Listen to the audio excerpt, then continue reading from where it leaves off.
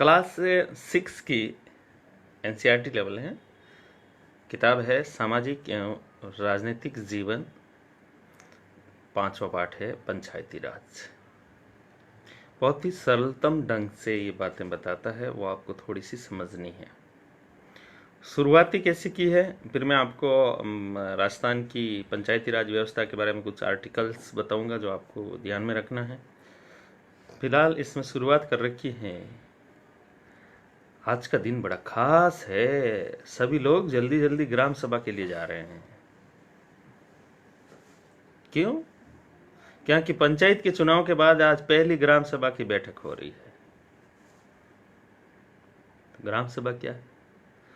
ग्राम सभा एक पंचायत के क्षेत्र में रहने वाले सभी वयस्कों की सभा होती है। सभी वयस्क मतलब 18 साल से ऊपर वाले, यानी जिनका मतदाता सूची में नाम है।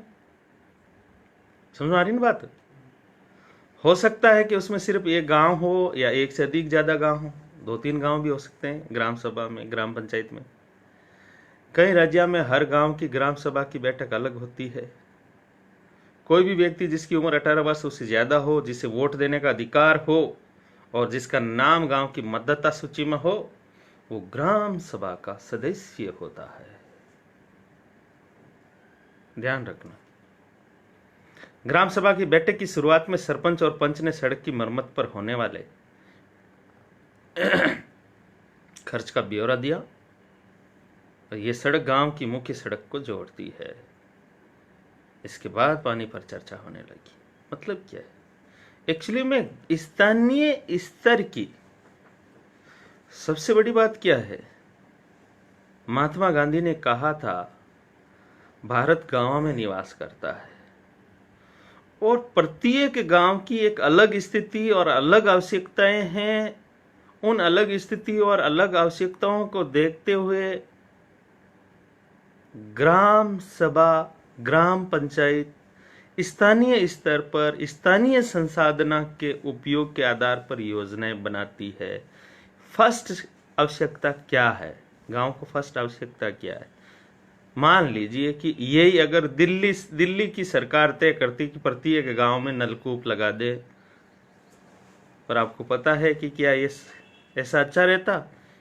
नहीं, क्योंकि कुछ गांव नदियों के किनारे हैं, कुछ के गांव के पास तालाब है, कुछ के पास कुछ है। तो फर्स्ट कैसे? तो ये अधिकार ग्राम सभा को सौंप दे, ग्राम पंचायतों को सौंप दे। चलिए, एक ग्राम पंचायत कई वार्डों में बटी हुई होती है। प्रत्येक वार्ड अपना प्रतिनिधि चुनता है, जो वार्ड पंच के नाम से जाना जाता है।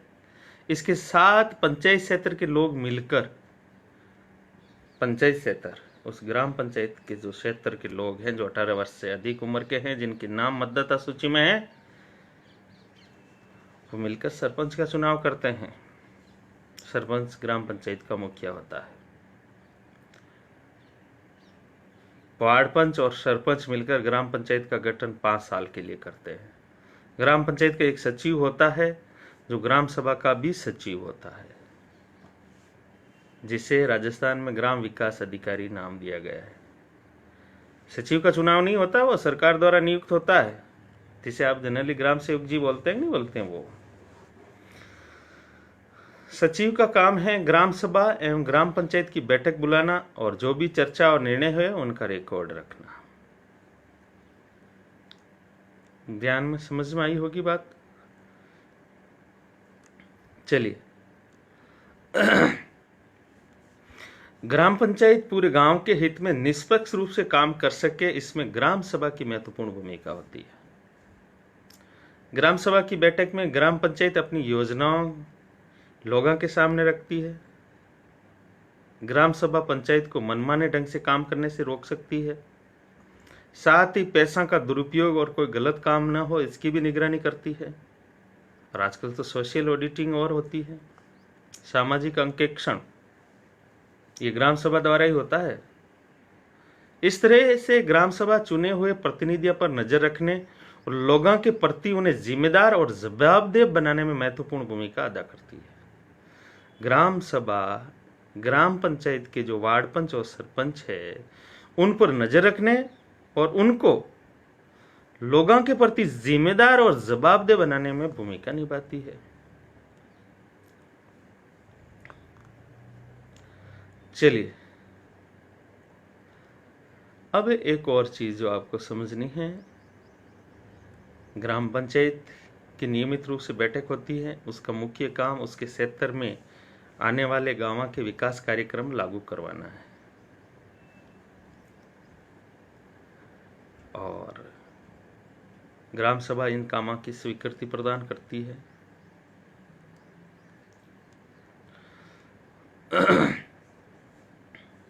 चलिए, अब ग्राम पंचायत के काम क्या हो सकते हैं आपको पता हो। 73वें संविधान संशोधन के द्वारा पंचायती राज संस्थाओं को जो अधिकार दिए गए हैं वो 11वीं अनुसूची में सौंपे गए हैं, जिसमें 29 विषय है। हालांकि इसमें स्पष्ट निर्देश दिया गया है कि राज्य अपनी क्षमता अनुसार इन विषयों को ग्राम पंचायतों को हस्तांतरित कर सकती है, पंचायती राज संस्थाओं को हस्तांतरित कर सकती है। अनुसूची 11, ध्यान रखना 29 विषय। अब देखिए, सड़कां, नालियां, स्कूलां, भवना, पानी के स्रोतां, अन्य उपयोग के भवना का निर्माण और रखरखाव, स्थानीय कर लगाना और इकट्ठा करना, गांव के लोगों के रोजगार देने संबंधी सरकारी योजनाएं लागू करना।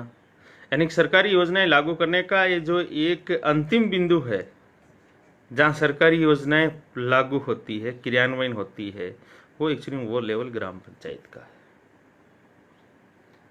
अब बात आती है कि ग्राम पंचायत की आमदनी का स्रोत क्या है,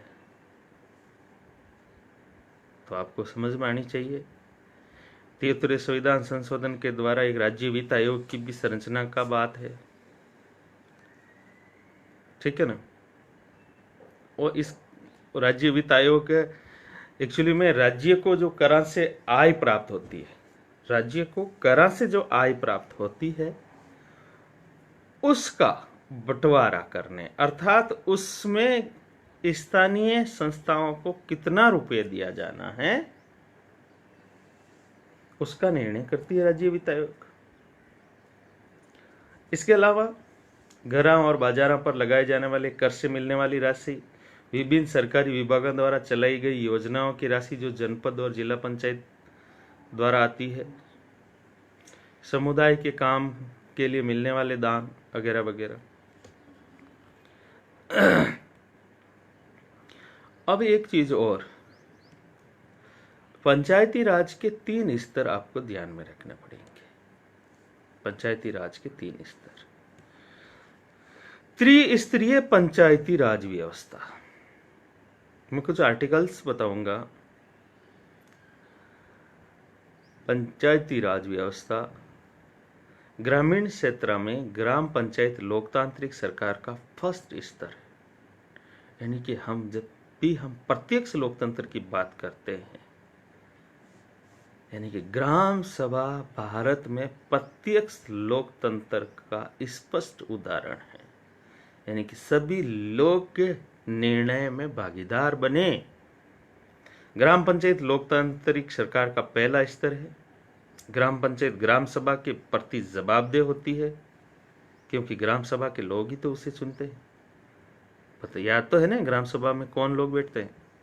पंचायती राज व्यवस्था में लोगों की भागीदारी 2 स्तरों पर होती है। ग्राम पंचायत के बाद दूसरा है विकास खंड, जिसे पंचायत समिति बोलते हैं। एक पंचायत समिति में कई ग्राम पंचायतें होती हैं।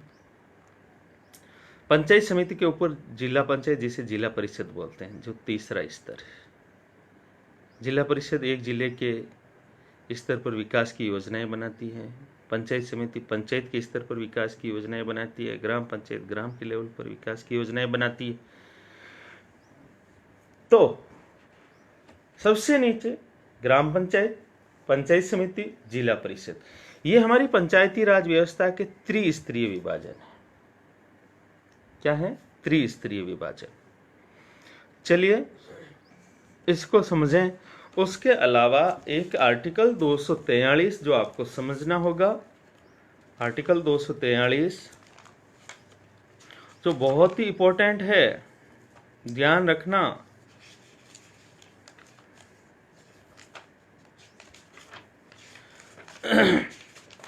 आपके पास अगर कुछ पेन पून है तो मैं बोलता हूं, आपको लिख लेना।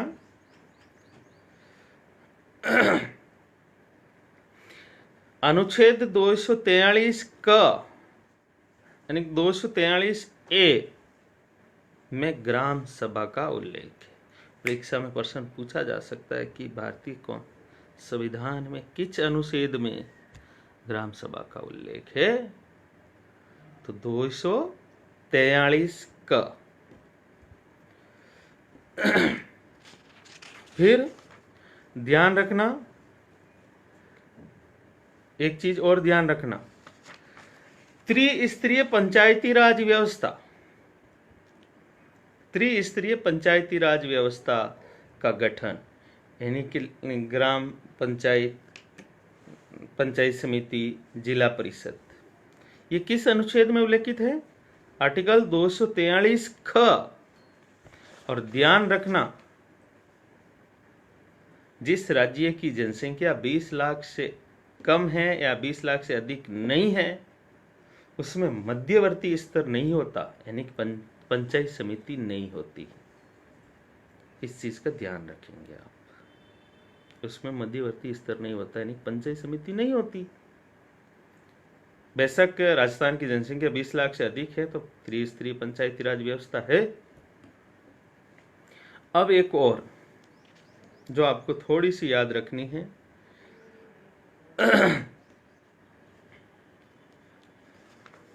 वो है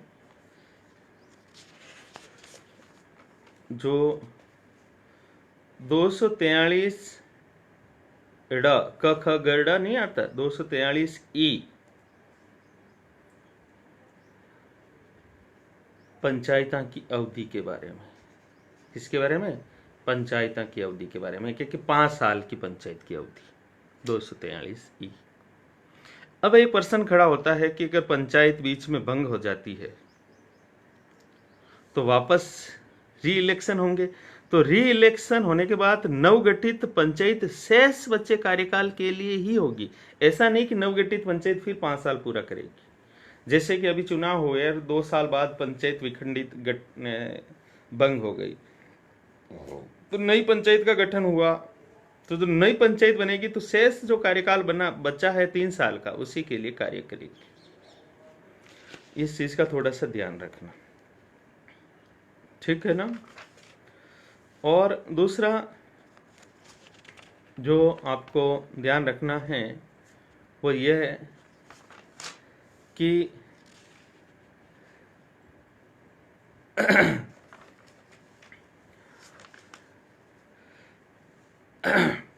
243 ट यानी 243 के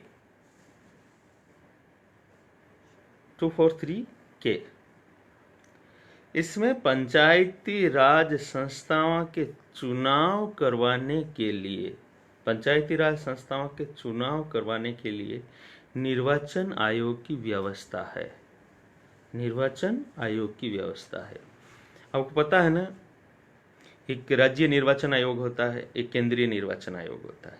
केंद्रीय निर्वाचन आयोग का कार्य है विधानसभा, लोकसभा, राज्यसभा, राष्ट्रपति, उपराष्ट्रपति के चुनाव करवाना। और राज्य निर्वाचन आयोग का काम होता है पंचायती राज संस्थाओं का और नगरीय निकाय संस्थाओं का चुनाव करवाना। राज्य विधानसभा का चुनाव राज्य निर्वाचन आयोग नहीं करवाता, इस चीज का आप ध्यान रखेंगे। 243 ट, ठीक है ना, ये आप थोड़ा सा शब्द याद रखेंगे।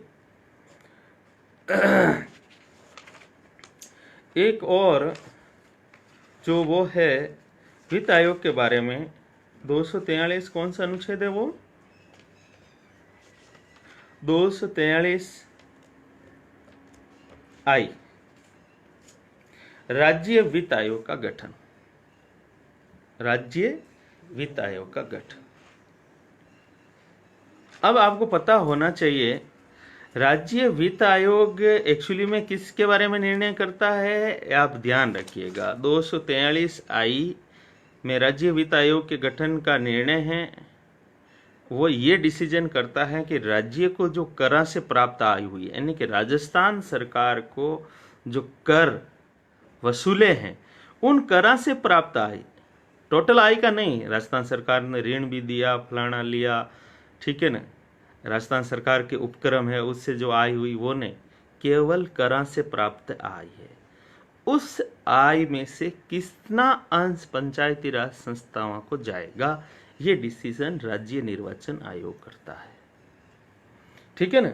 अब एक्चुअली में एक केंद्रीय निर्वाचन आयोग भी है, अनुच्छेद 280, तो वो ये तय करता है कि केंद्र को जो कर से प्राप्त आय है उनमें से राज्यांश कितना होगा। राज्य निर्वाचन आयोग तय करता है कि राज्य की जो कर से प्राप्त आय है उनमें पंचायती राज संस्थाओं का कितना होगा, ये भी आप थोड़ा सा ध्यान रखेंगे।